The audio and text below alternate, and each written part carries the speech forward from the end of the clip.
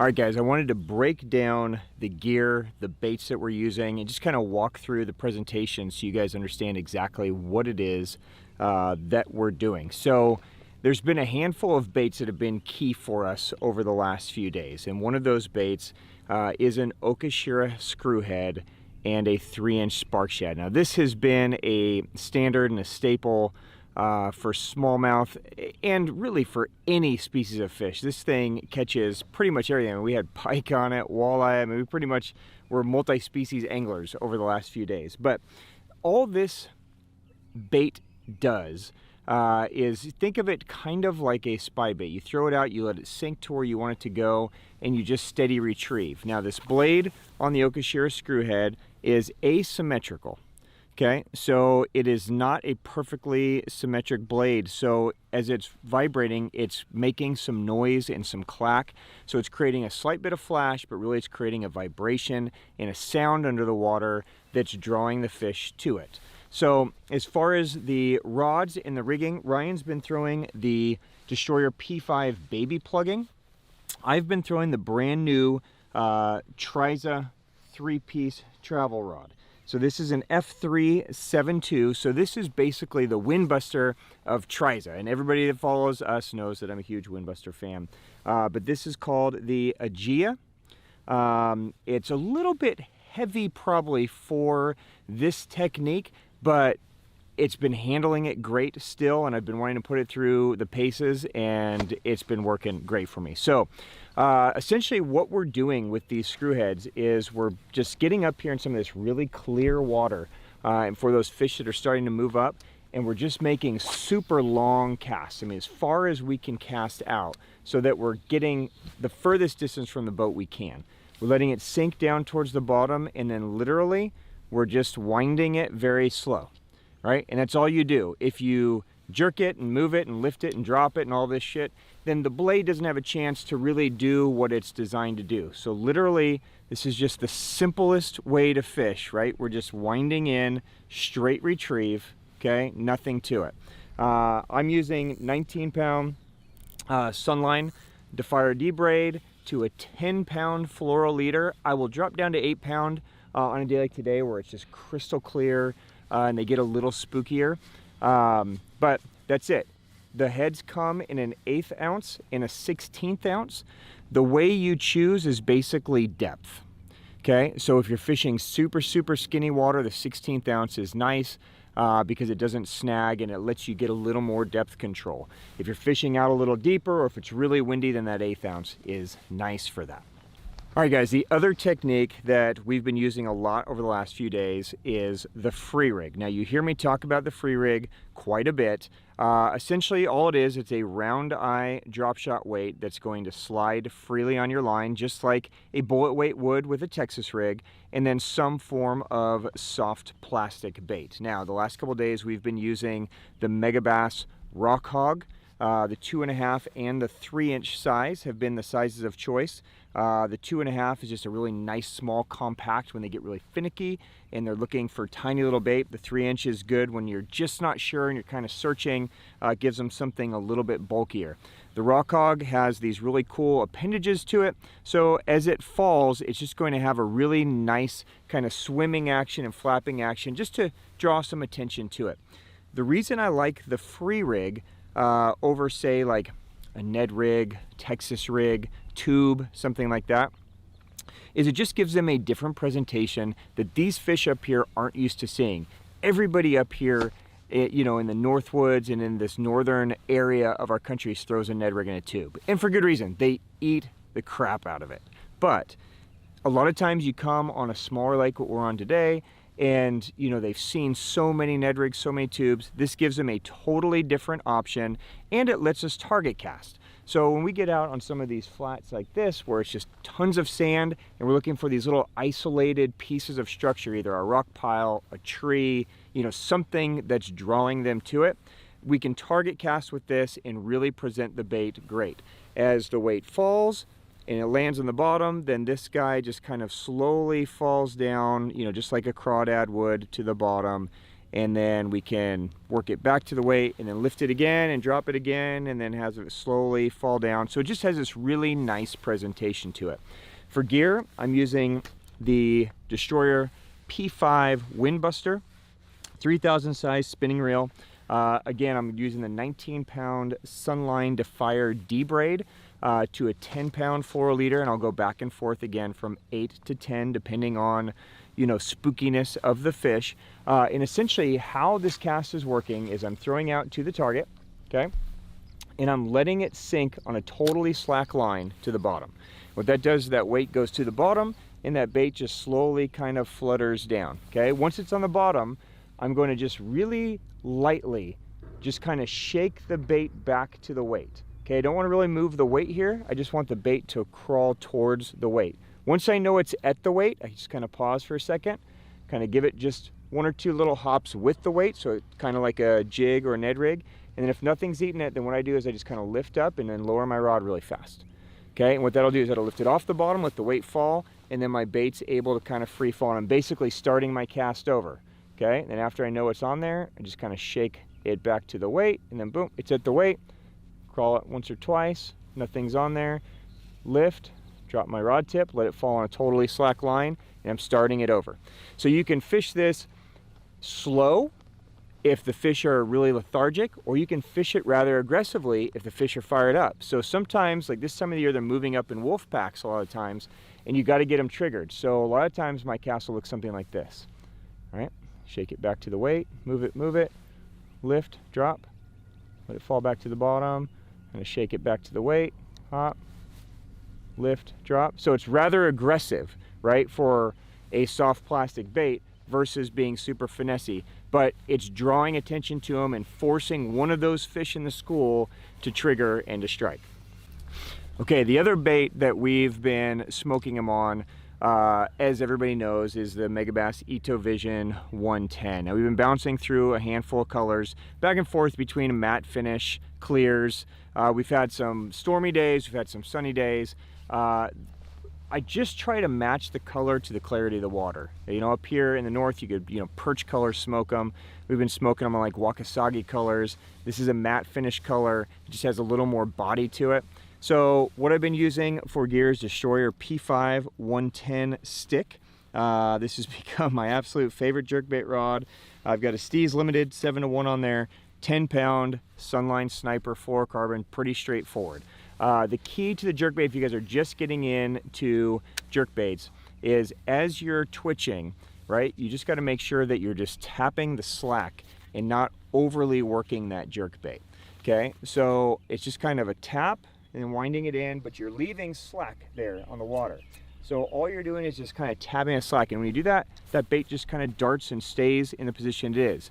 If you jerk too hard, right, if you're doing these kind of big jerks with a 110, right, then what happens is a lot of times the 110 will kind of bounce up and bounce down and bounce up, and you have a tendency to wrap it around your line. So, you know, it doesn't take a lot of movement with this, just a couple jerks and a pause, right? A couple jerks and a pause, and you're gonna vary time in between your jerks and your pause based on the aggressiveness of these fish. If they're really fired up, then less pause and more jerks. If they're really lethargic, sometimes you may pause it there 20, 30, 40, 50 seconds, right? Really torturously long, so that bait is just kind of suspending and slowly quivering up. But it's a great way to catch them when the wind is blowing, when they're positioned on edges, when they're positioned on things where you need to make a cast and work it from shallow to deep. You know, it's this time of the year, you know, you've got calm, and at some point the wind's going to pick up, and as soon as that wind shifts and those fish get aggressive, jerkbait's just a great way to get them. All right, and then finally, the bait that we've been having a lot of fun with this week is the dark sleeper. Now you can see this guy's pretty chewed up. This guy has been through the paces, but the dark sleeper is an amazing little bait that you know, is designed to be fished on the bottom a lot like a goby, but we've been utilizing it in different fashions on the bottom like a jig, but also just kind of a cast and retrieve, and that's really been more of our you know, fishing over the last few days has been more just the cast and wind style fishing. The reason why we're choosing a dark sleeper over, say, a spark shad or something else is that A, it's got that weedless ability to come through wood and snags, and we're not having to worry about it. But B, you know, this is a 3/4 ounce bait that's super tiny. So in this really skinny water, I can make these really long casts, right? And be able to get to fish before I've spooked them. And then it's just got such a subtle little swim to it that's unintrusive once it's in the water because of that small tail.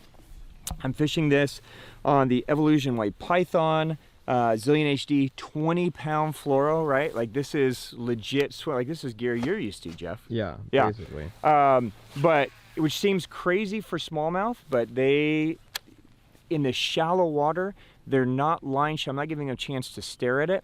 I'm picking isolated targets and I'm casting past it and bringing this by it. Boulders, logs, you know, all the things we've already talked about. And essentially, it's just a cast and a steady wind. I mean, I'm not doing anything super fancy with this. The fancy work is done at the cast, right? So as far as the retrieving goes on a straight retrieve, you know, it's just wind in, but you have to have the right angle, right? You can't just aimlessly flail it around into nothing. You've got to find something, pick your target, pick the angle so that your bait is coming past it through the strike zone where the fish can ambush it. When they eat it, they absolutely crush it, and it's a great way to catch some big ones as they move up.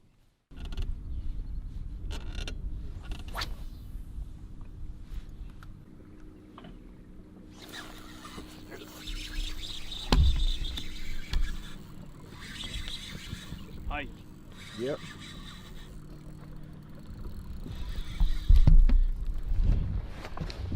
Oh yeah, dude, that's what we wanted. Yes, sir. Dude, that's a giant. Oh my god. Don't lose this one. The tank. Chill out, bro. Oh, Thank no. God. And he's off. Does that count? Are we gonna count that? I can't. Okay, just So making sure. I'm leading. Sweet. First. Oh. Now it's big overall fish?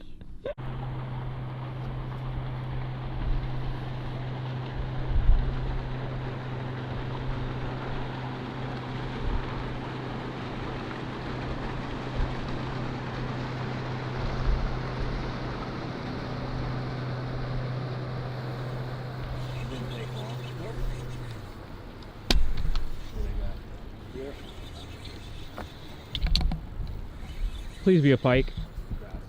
Oh, that sucks. Good one. Yep.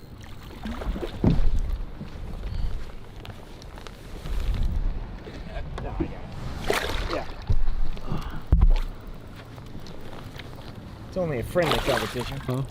Yeah, he goes in the trolling motor on high.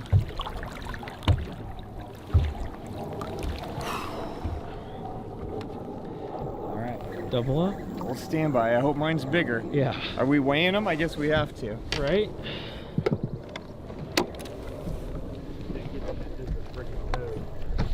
Yep. Pounder. Huh?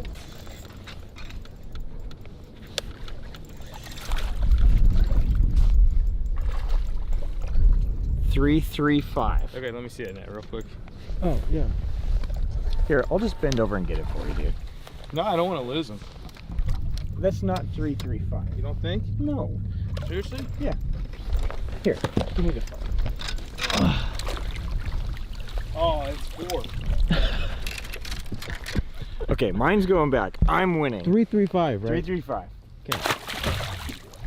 Oh, what happened to yours? Huh? Oh, I thought you said you were just going to say it was 335. Huh? What? Sick. What was it?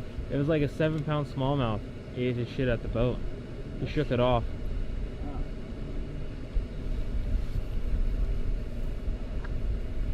Didn't need that one?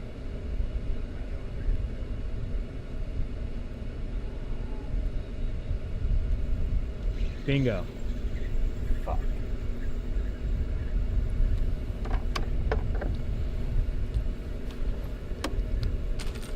Did you take me a spark shed out, motherfucker?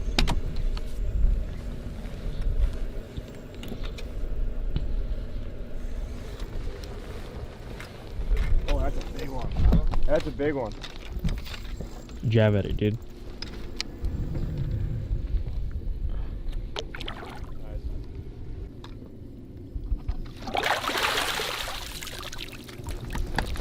Not as big as that either, but I think it's a lead. It's a lead change. He's bigger. I don't know. Where's your scale? It's right here. What's your scale? Did you take me a spark shot or not? Yeah, I got you. Wait, I gotta reach in your pocket? Yeah, nice. Okay, I'm gonna get my own spark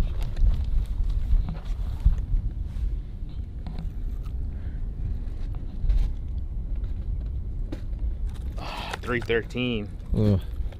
What was it? 313.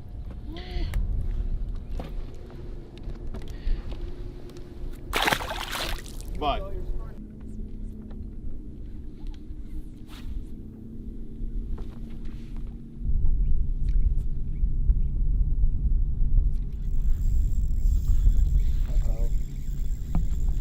come on, boys. Game on, boys.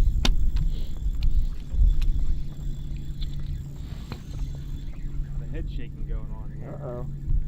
Oh, the head shaking. What do we got here? What do we got? Oh, we got a 6-pounder.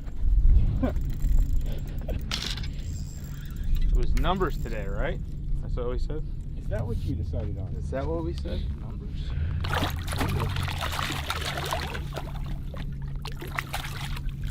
Yeah, that's probably right around 6.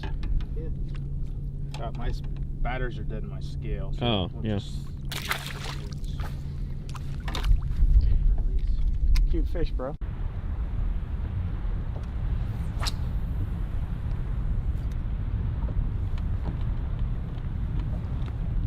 Narrow line, it's hard to see. Yeah, it's almost just like a clump. Well, it goes down that way. I was thinking about taking it that way. Okay. Got him.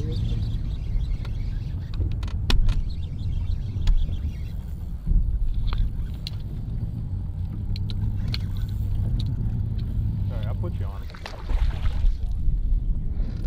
I'll put you on him. Thanks, Ryan.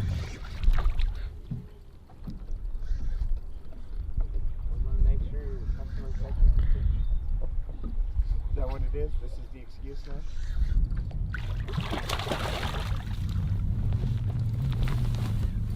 What, no offer to help me with the net? You said it was not that big. Well, it's not big by your standards. Is that the fish? Or? All right, well, that is a wrap on our one brand challenge. Ryan, valiant effort. You did your best. Anything you'd like to say to me? You want to congratulate me or anything? Well, congratulations. You know, I took it easy today. I was, been up here for, this is the fourth day of fishing. I've leaned on them pretty hard over the past couple of days, so wanted to let Ben feel what it's like, to really get into a few. So I was, trying to show him some new baits and educate him about Megabass a little bit. So it's a win-win for everyone. Well, dude, thank you for letting me beat you, apparently. Dude, I really appreciate you having us. We've spent the last week with Megabass, as I mentioned earlier, going through some new baits, some new rods. This is our favorite brand. We love Megabass. We love the people there. So, dude, it was really an honor to come up and fish and see the new things. I'm really excited for what's coming down the pipe. So, dude, thank you for having us. Appreciate it. Thanks for coming. Stay tuned for the next one. I'm going away a winner. Thanks, Ryan.